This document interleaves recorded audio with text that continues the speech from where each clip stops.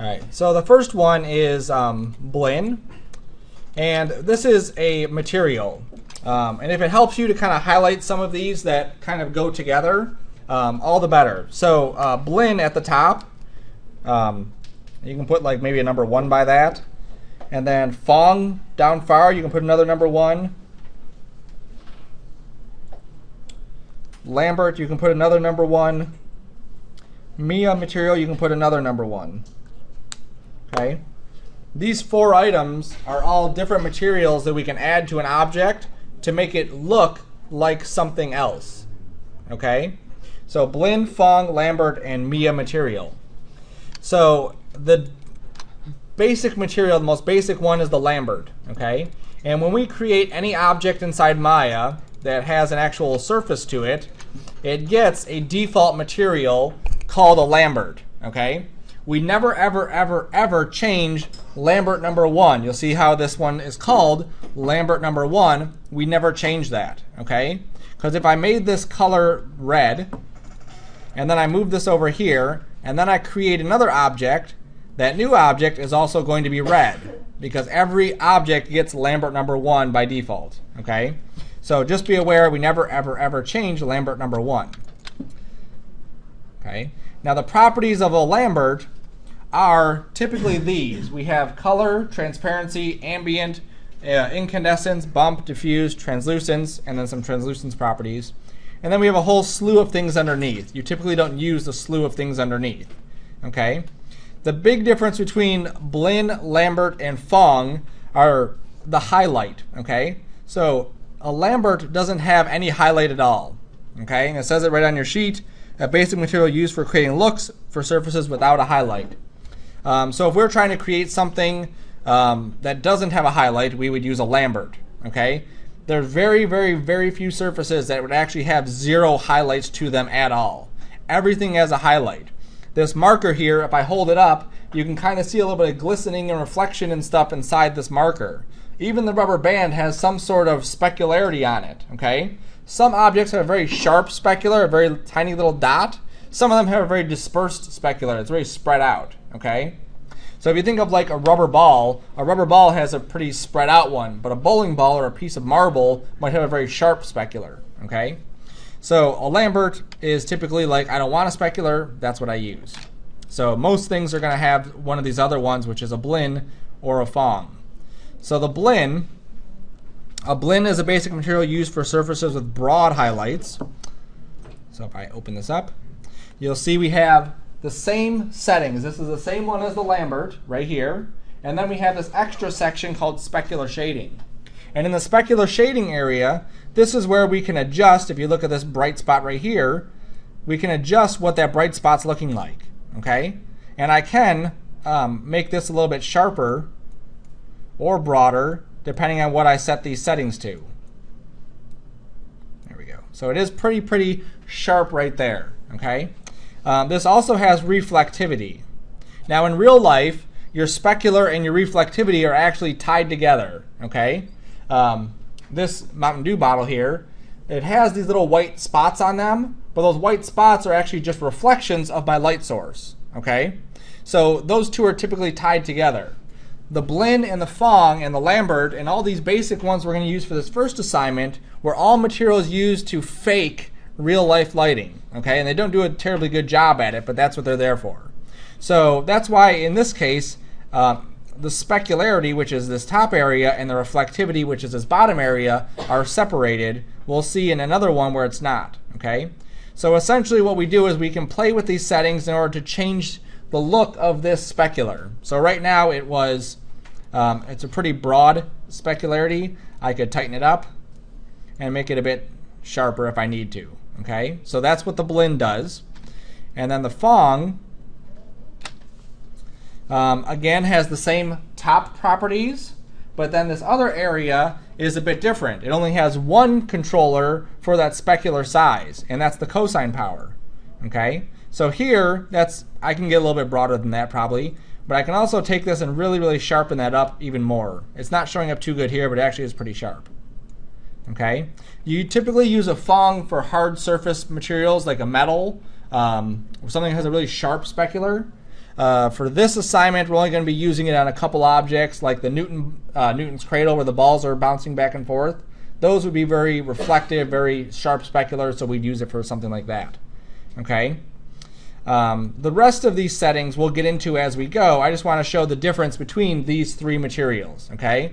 The Lambert, the Blinn, and the Fung are the three we're typically going to use for most of our surfaces that we use on this first assignment.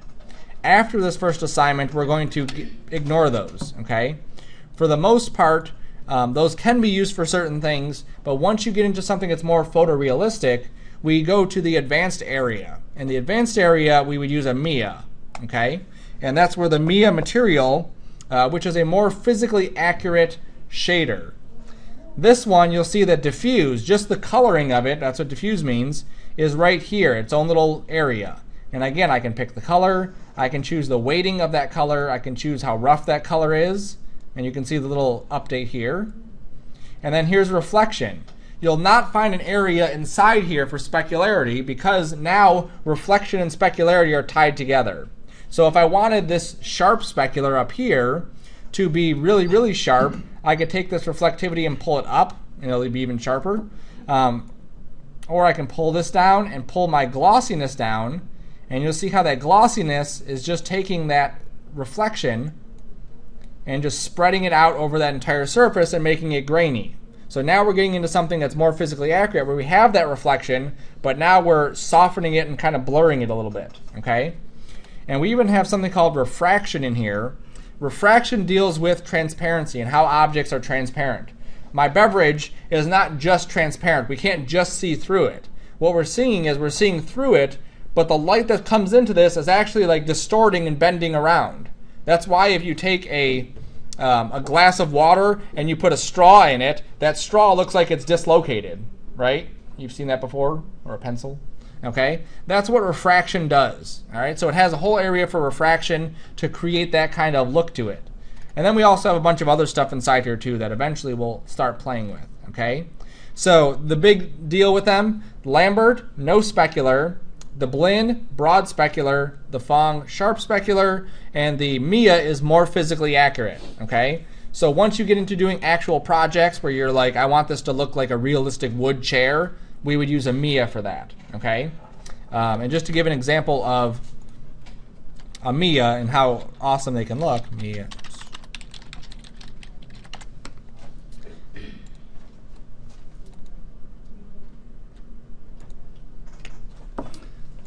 Come on, there we go. So these are all different Mia materials right here, and all of their individual properties. And the origin, there we go. The origin of the Mia is it was meant for architectural stuff. So stuff like glass, plastic, wood, metal, that's why you would use that. Rubber. So all of these different things are that same material, but just with different properties set in order to create that. Okay. The Fung and the Blinn and the Lambert, we'd never be able to get stuff that looks as nice as this does. Okay. Or it would take a lot more doing, and it wouldn't be as accurate. And there's a whole bunch of materials that we're not going to even discuss in this class. If I go to the Assign New Material tab, these here are all mental ray textures. These are typically more accurate textures than the Maya ones if I go to the Maya area. Okay. Some of these we will use, like we will use the MISS shaders, which is for skin. Okay, because skin has different properties than plastic or wood or metal. So we'll be using that as well. There's also, just for fun, there's toon shaders. So you can actually assign something a solid color and assign it an outline. There we go. And so now this sphere looks like it's a cartoony sphere. And if you apply that to an object that has some shape to it, you get that same effect of having lines around your object, so it looks more like a cartoon. Okay? So that's what that is. Component mode, you can hit 2 on component mode and then 2 on object mode. Okay? Just so you're knowing these things are kind of connected together, that they're not just like these random things I'm throwing out at you.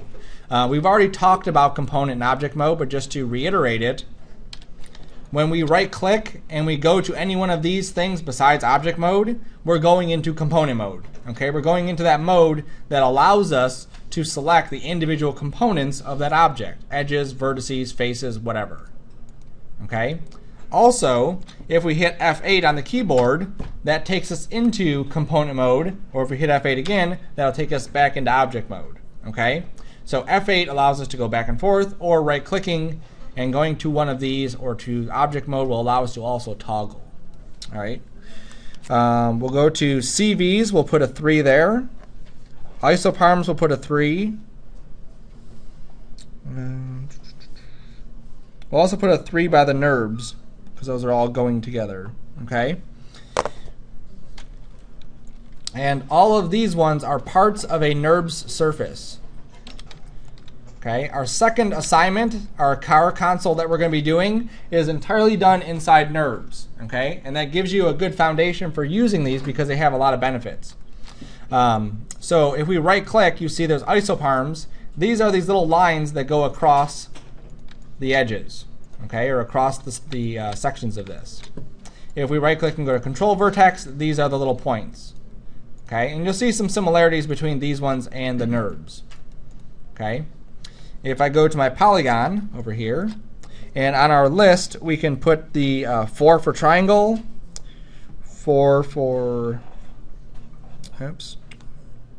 UV, 4 for face, 4 for polygon, 4 for quad, 4 for edge. Okay? These are all things that typically when we talk about them, they refer specifically to polygons. So we have triangle, UV, face, polygon, quad, and edge. And the first one, which is triangle. If you've ever seen any video game geometry, you might see that the video game character is actually broken up into a bunch of triangles, okay? And that's typically how the game engines work, is that they're made in triangles. When we take this guy here, let me get another object. When I take this polygon sphere, and it looks like this, when Maya renders it, what it does is it converts this entire thing, every single face, to a triangle. And then it renders that triangle out because that's just how it works, okay? So if we go to the mesh menu and I go to triangulate, I can actually see what that triangle process is going to look like, okay? Now why is that important to even know that? Well, sometimes you can get like a funky surface. Like if I grabbed one of these points and I pulled it out like this area here doesn't make sense to Maya, okay? If you look at it, you can see that there's definitely something funky going on here where, you know, there should be something filling this in, but there's not, okay? There's no division there, so it doesn't fill it in. But if I went to triangulate, now I have a line here, and now it would actually, to Maya, make more sense, okay, of how this surface is possible. All right? So the triangle is simply just exactly what the thing says here, a polygon created with 3 vertices, like that, okay? Now, it's very difficult to actually model in triangles, okay? You typically don't model in triangles. We model using what are called quads, and that's the one that's further down the list. And a quad is that exactly what it might sound like if you know any math terms. It is a polygon face with 4 sides, so 1, 2, 3, 4, okay? As we start modeling stuff, we're going to get to the point where we have to be very specific about how we create polygons and how we add faces. We don't want to ever do something like this, where if I go with my cut tool and just add a division here, and then add a division there, and then start to do something to this guy like extruding it or whatever.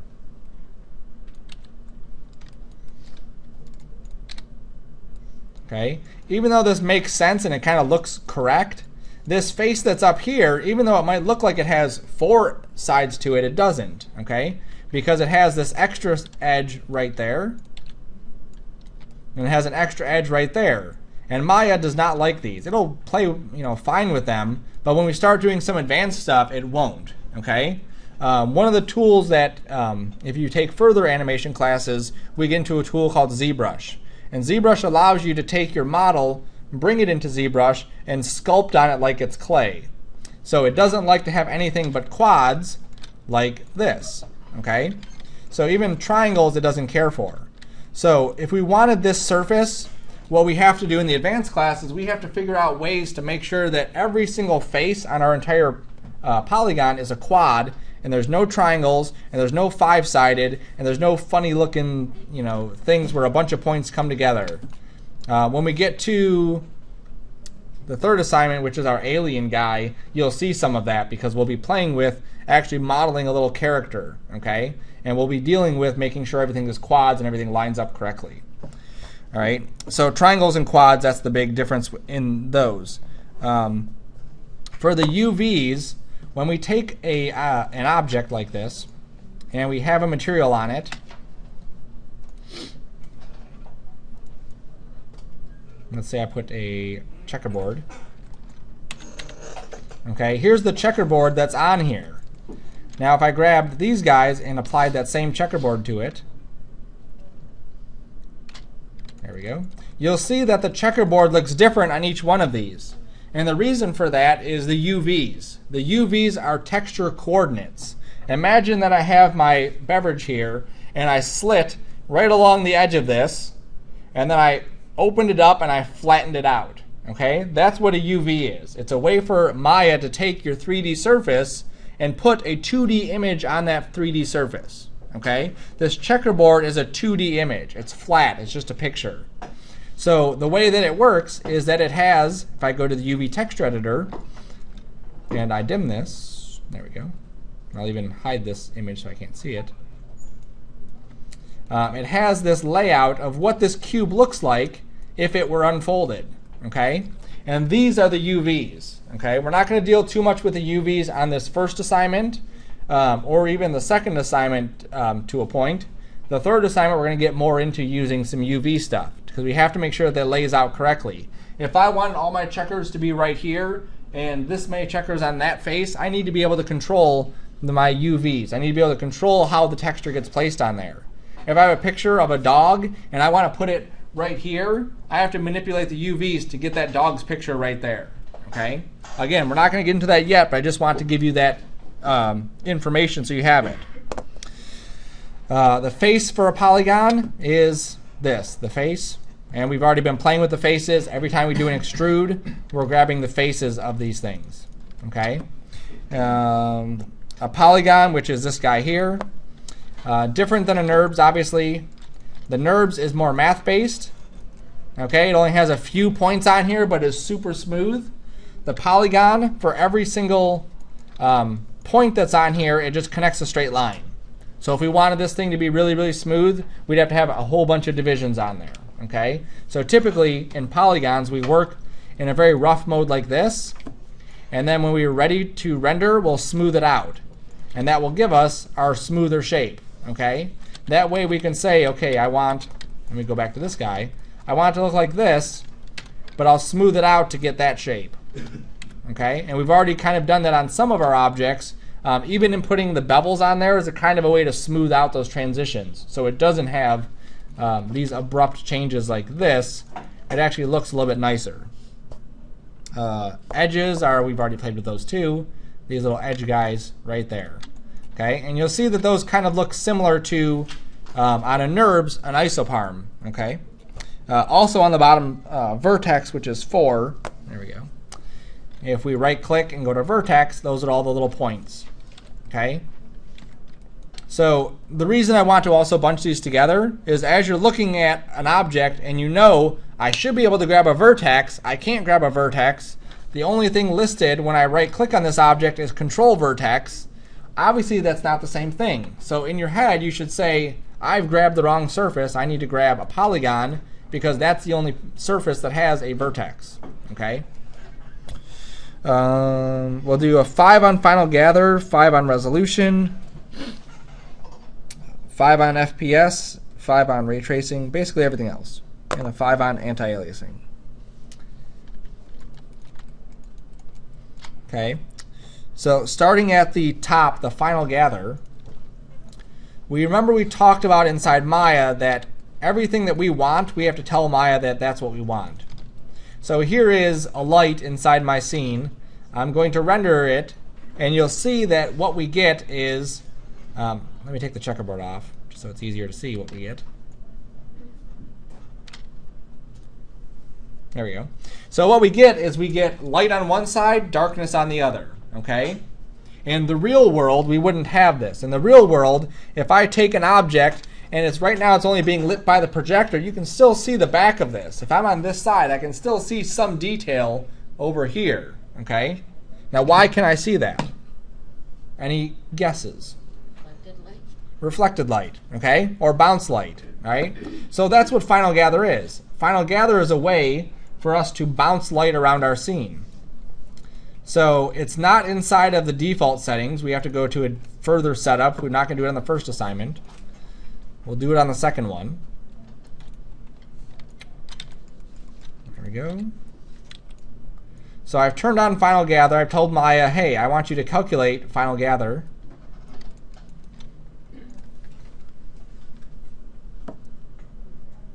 And so now what we get is we get reflected light. We get light that's hitting this surface now and bouncing up. Even though you can't see it too good on the screen, let me increase that a bit there.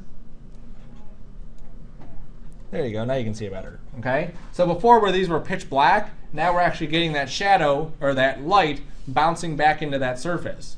Again, this is one of those things we have to check on in order for it to calculate. It's going to go a bit slower when we render, but obviously this is going to look a lot nicer. Okay, so that's what Final Gather allows us to do.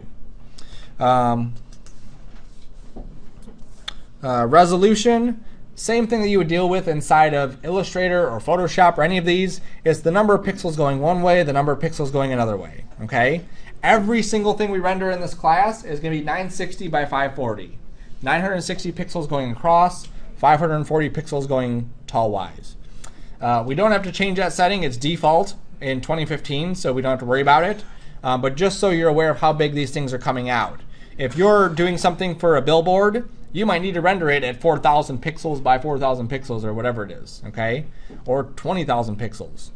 Some of the stuff they would even render out like this little chunk in 4,000 pixels, and then this little chunk in 4,000, and that little chunk in 4,000, just so they can get enough resolution to render these things out at a for a billboard.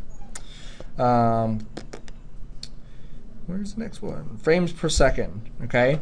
When we get to the animation stage, we'll be dealing with the frames per second. I'm not going to go into a big long thing with this, except these things on the bottom are all frames. Okay. And the frames per second is how many frames will play in 1 second. It matters if you're animating something, because when you say I'm going to put a keyframe at 25, I'm going to put a keyframe at 50, I'm going to put one at 75, if you're playing back at 5 frames a second, that is 15 seconds all the way to 75.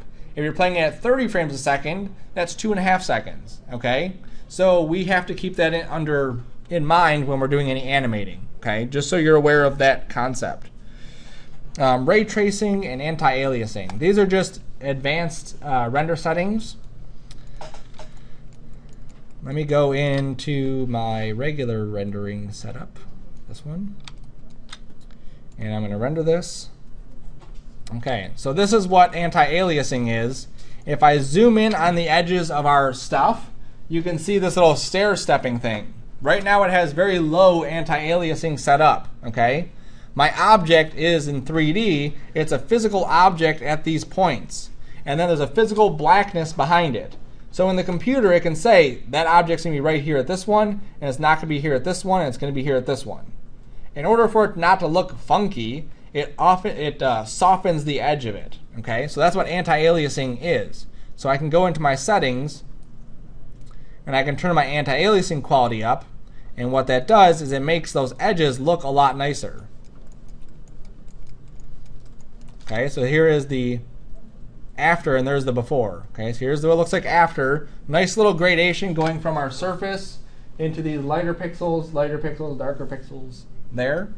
And then the other one was just kind of like two transitions, here, there, and then the black. Okay, so that's what anti-aliasing is, that transition on the edge of how we go from one surface to our background or one surface to another one. Okay, and the higher the resolution is we have on our rendering, the finer that line will be, and the more accurate it would be. And then ray tracing, you'll notice that when I rendered this, I didn't have a shadow. Okay, there's no shadow inside this. Ray tracing is something inside the rendering that I have to turn on. And once I turn it on, I get shadows. Okay, so it's another level of things that allows for more calculations. Ray tracing allows for me to calculate shadows, reflections, and refractions. So this guy here, if I assigned, come on, a blend to him, and I pulled his reflectivity up, and I'll even give him some transparency and give him some refractions.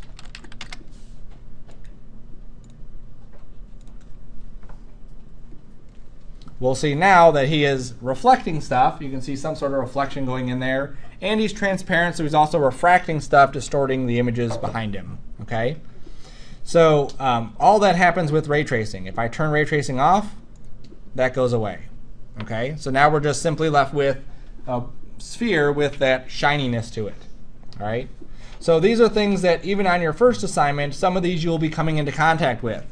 You'll have to pay attention to these, you're not getting shadows. When you look at your sheet and say, oh, ray tracing's not on, I can check that on.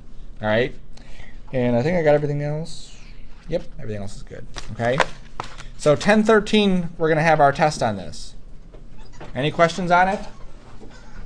No? Okay. Do you want to review?